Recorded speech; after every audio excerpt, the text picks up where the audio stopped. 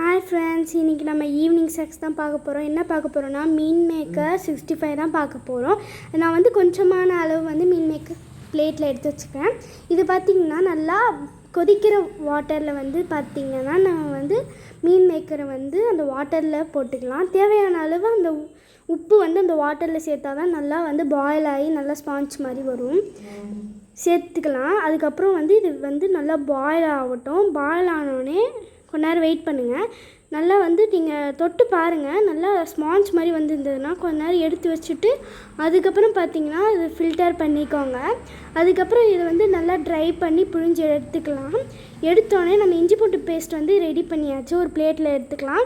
அதுக்கப்புறம் இஞ்சி பூண்டு பேஸ்ட்டை வந்து மீன் மேக்கரில் நம்ம போட்டுட்டு லைட்டாக லெமன் வந்து நம்ம பிழிஞ்சிக்கலாம். பிழிஞ்சோன்னா அதுக்கப்புறம் rice powder and corn powder லைட்டாக சேர்த்துக்கலாம். 1 ஸ்பூன் தான் எல்லாமே சேர்க்கணும். அதுக்கப்புறம் பார்த்திங்கன்னா சிக்கன் பவுட்ரு வந்து சேர்த்துக்கலாம். அதுக்கப்புறம் தேவையான அளவு சால்ட் வந்து சேர்த்துக்கலாம்.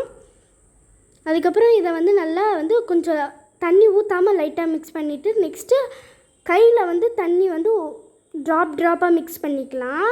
ஏன்னா தண்ணியாக வந்துச்சுன்னா நம்மளுக்கு பொரிஞ்சு வராது. ஸோ லைட்டாக மிக்ஸ் பண்ணிட்டு அது 10 நிமிஷம் ஊற விட்டுட்டு கடாய் இந்த சைடு பார்த்திங்கன்னா கடாயில் வந்து நம்ம எண்ணெய் ஊற்றி நல்லா காய்தான்னு பார்த்துக்கலாம்.